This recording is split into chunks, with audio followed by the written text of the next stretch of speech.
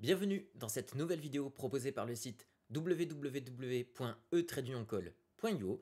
Dans cette vidéo consacrée aux écritures courantes, je vais aborder spécifiquement la question des emballages. Que sont des emballages consignés ou déconsignés, des emballages perdus ou encore les bonis ou malus sur emballage.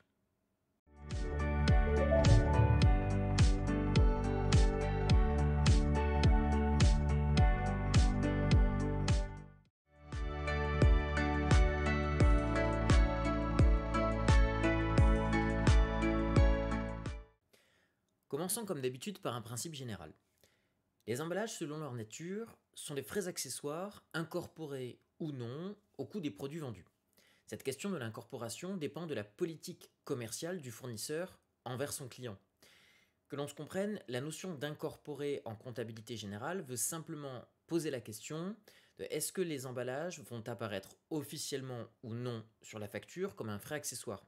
Parce qu'en fait, dans tous les cas, dans un but de rentabilité, en comptabilité analytique, on ne peut pas ne pas tenir compte de l'existence de ces frais accessoires dans le calcul du prix catalogue ou du prix hors taxe final du produit vendu.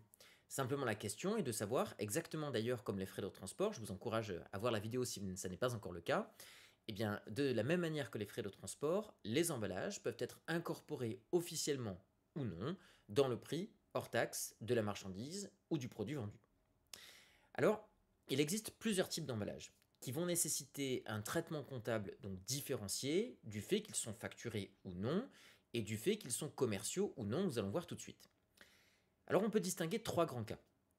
Un premier cas, c'est le cas où les emballages ont un coût qui est directement incorporé au prix des produits, ce qui veut dire qu'ils ne vont pas apparaître officiellement sur la facture entre le fournisseur et le client. Il y a ensuite le cas des emballages qui vont être traités en frais accessoires. Alors quand je dis traités en frais accessoires, je sous-entends refacturés, c'est-à-dire que dans la facture entre le fournisseur et le client, il y aura en plus du prix brut hors taxe des produits vendus, une ligne qui correspondra au coût des emballages. Enfin, il y a le cas un peu différent des emballages consignés. Ce que l'on appelle des emballages consignés, ce sont des emballages qui sont envoyés chez le client, mais qui ensuite peuvent être récupérés. On parlera donc d'emballage récupérable. Donc regardons à travers un schéma les différents types d'emballages. D'abord, nous parlerons des emballages dits non commerciaux, c'est-à-dire ceux qui ne font pas l'objet d'une facturation entre le client et le fournisseur. Alors il y a d'abord le cas des emballages immobilisés, ça en fait c'est le cas tout simplement où le fournisseur achète des emballages, alors que l'on se comprenne pour la notion d'emballage, c'est un terme très générique, mais l'emballage, ça va d'un simple papier carton à quelque chose de beaucoup plus gros. Pensez par exemple à une citerne dans le cas, par exemple, d'une cave coopérative. Donc dans ces cas-là, on parle d'emballages non commerciaux parce qu'il n'y a encore une fois aucun lien entre le fournisseur et le client pour l'achat de cet emballage. Encore une fois, en comptabilité analytique, évidemment qu'il faudra tenir compte de l'amortissement de ces emballages dans le prix, dans le calcul du prix final du produit. Mais encore une fois, cela n'apparaîtra pas sur la facture. Il y a le cas des emballages qui seraient récupérables et identifiables, mais qui ne seraient pas du tout commercialisés entre le fournisseur et le client. Et puis, il y a le cas des emballages commerciaux. Donc ceux-là, ce sont les emballages qui vont être officiellement répercutés sur la facture entre le fournisseur et le client. Donc dans le cas des emballages dits identifiables. Qu'est-ce qu'on appelle un emballage identifiable? C'est un emballage tout simplement sur lequel il y a par exemple un numéro de série qui permet vraiment d'identifier chaque emballage. Donc dans le cas des emballages identifiables, il y a ceux qui sont récupérables et ceux qui ne le sont pas. Les emballages dits récupérables, encore une fois, sont ceux qui peuvent être consignés. Ils ne le seront pas forcément. Peut-être qu'ils seront vendus en même temps que le produit à chaque fois au client. Mais ça veut dire qu'ils sont potentiellement consignables. Donc on les envoie chez le client, puis éventuellement on les récupère. Dans le cas des emballages non récupérables, c'est que l'on sait à l'avance que de toute façon, l'emballage sera envoyé au client et sera conservé par le client. On parle également d'emballage perdu. Dans le cas des emballages non identifiables, donc simplement ce sont des emballages où il n'y a pas de numéro de série. Alors pour donner un exemple, imaginons le cas d'un jus d'orange qui serait vendu dans son brick. Et bien concrètement, dans ces cas-là, vous comprenez qu'il n'y a pas de numéro de série sur chaque emballage du jus d'orange. Et là encore, les emballages peuvent être récupérables ou non. Récupérables, ils peuvent être consignés et récupérés. Non récupérables, c'est qu'ils sont forcément perdus et donc potentiellement refacturés au client. Regardons à présent le traitement comptable en fonction des différents cas. Dans le premier cas, je vais traiter la question des emballages non commerciaux et qui sont traités comme des immobilisations. Nous verrons dans un instant que le traitement comptable est très simple. Il s'agit de l'acquisition, comme n'importe quelle immobilisation corporelle, donc d'enregistrement d'un compte de la classe 2 au débit et qui se situera à l'actif du bilan. Dans le cas cette fois des emballages commerciaux, donc ceux qui, encore une fois, vont apparaître sur la facture entre le fournisseur et le client. D'abord, l'achat des emballages par le fournisseur doit être traité en charge. Ensuite, ces emballages, s'ils sont récupérables, peuvent être consignés ou pas, nous verrons le cas.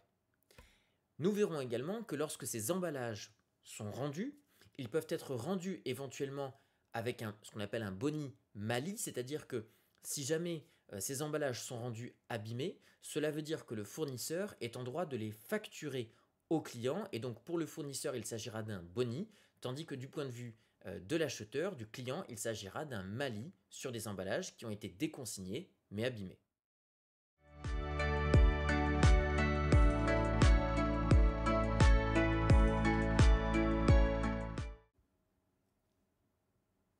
Commençons tout de suite par un premier exemple, dans lequel une entreprise a vendu pour 1000 euros hors taxe de produits finis. À ces produits vont s'ajouter des emballages consignés. Je vous rappelle encore une fois qu'un emballage consigné, c'est donc un emballage qui est récupérable, qu'il soit identifiable ou non. Nous allons supposer que ces emballages ont une valeur globale de 100 euros. Remarquez une chose, je ne comptabilise pas ici de TVA, parce qu'en principe, sur la question des éléments consignés puis déconsignés, il n'y a pas de TVA. Nous verrons encore une fois ce qui se passe si jamais ces emballages ne sont pas rendus ou alors sont rendus abîmés. Regardons donc comment s'enregistre cette écriture. Commençons par analyser les crédits. D'abord, vous remarquez le compte 707 vente de marchandises pour 1000 euros hors taxe, suivi de la TVA collectée pour 200 euros. Vous notez donc bien que je n'ai pas calculé de TVA sur les emballages.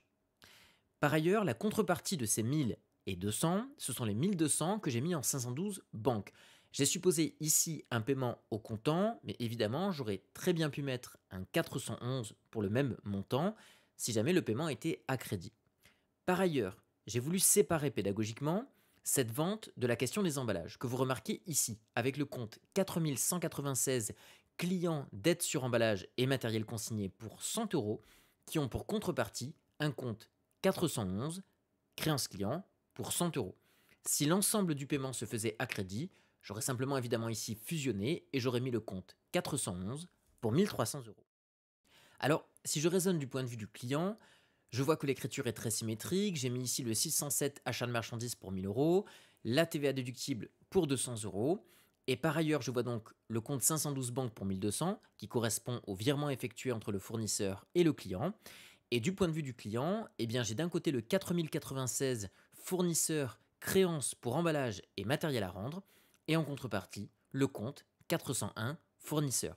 Le libellé de l'opération consistera évidemment chez le fournisseur à enregistrer l'envoi de la facture, tandis que pour le client, il s'agit bien sûr de la réception de cette même facture que j'ai mise ici comme pièce justificative.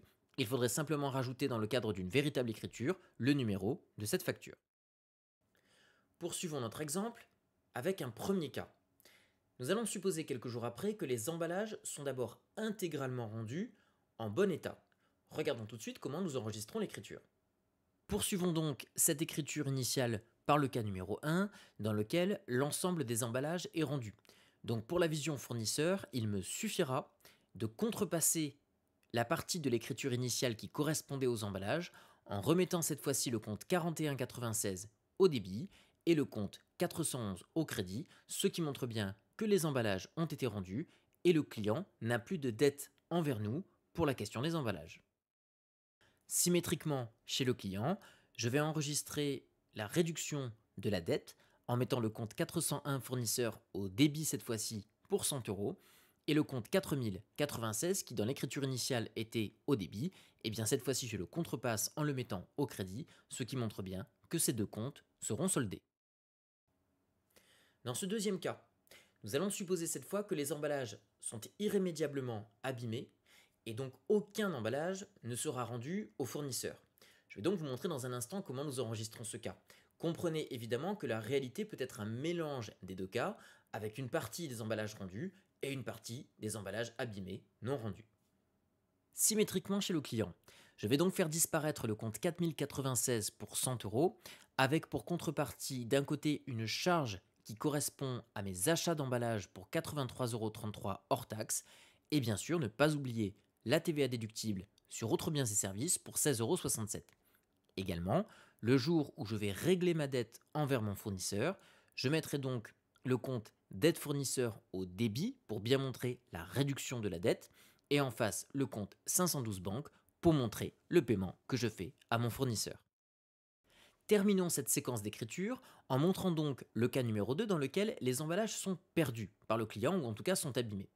Alors regardez, cela se fait en deux temps, pas forcément le même jour, tout dépend le jour où je vais acter le fait que les emballages sont perdus et le moment où le client va régler sa dette. Donc ça peut se faire en même temps ou avec quelques jours d'intervalle. D'abord, je vais enregistrer la disparition du compte 4196 en le mettant au débit, je vais donc le solder, mais la contrepartie de ces 100 euros qu'il faut donc considérer comme une valeur TTC, eh bien cette contrepartie sera le produit de 83,33 € que j'ai obtenu en faisant 100 euros divisé par 1 plus 20%, c'est-à-dire 1 plus le taux de TVA. Donc 100 divisé par 1,2, ça me donne 83,33 € que je mets pour le compte 7086 boni sur reprise d'emballage consigné. Et le reste, le reliquat, correspond à la TVA de 20%, c'est-à-dire 16,67 €. Ça, c'est pour enregistrer la non-restitution des emballages que je vais donc facturer au client. La deuxième écriture que vous voyez en dessous correspondra au moment où le client effectue le paiement de sa dette pour les emballages. Je mettrai donc le compte 512 banque au débit pour montrer l'augmentation de l'actif circulant pour les disponibilités. Et en contrepartie, j'enregistre le 411 client au crédit pour enregistrer la disparition de la créance que j'ai envers mon client. Terminons avec un deuxième exemple.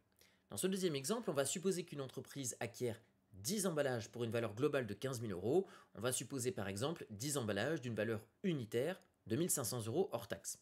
Nous allons supposer que ces emballages répondent évidemment à la définition des immobilisations. Ça veut dire qu'ils sont globalement identifiables chacun. Alors pas forcément chacun par un numéro de série, mais il y a quand même une manière de les identifier. Et surtout, leur valeur dépasse le seuil que l'on retient généralement de 500 € hors taxe par unité. Regardons tout de suite comment nous enregistrons cette écriture d'acquisition. Voici donc l'écriture d'acquisition des emballages sous forme d'immobilisation. Nous retrouvons classiquement un compte 2, donc d'immobilisation, en l'occurrence 21, immobilisation corporelle au débit, ce qui montre l'entrée dans le patrimoine de ces emballages immobilisés. Nous n'oublierons pas la TVA de 20% sur ces immobilisations, donc 44 562 pour 3 000 €. Et enfin, pour la somme des deux, soit nous mettrons le 512 si ces emballages sont payés comptant, soit nous mettrons le compte 404, fournisseur d'immobilisation, si nous payons plus tard.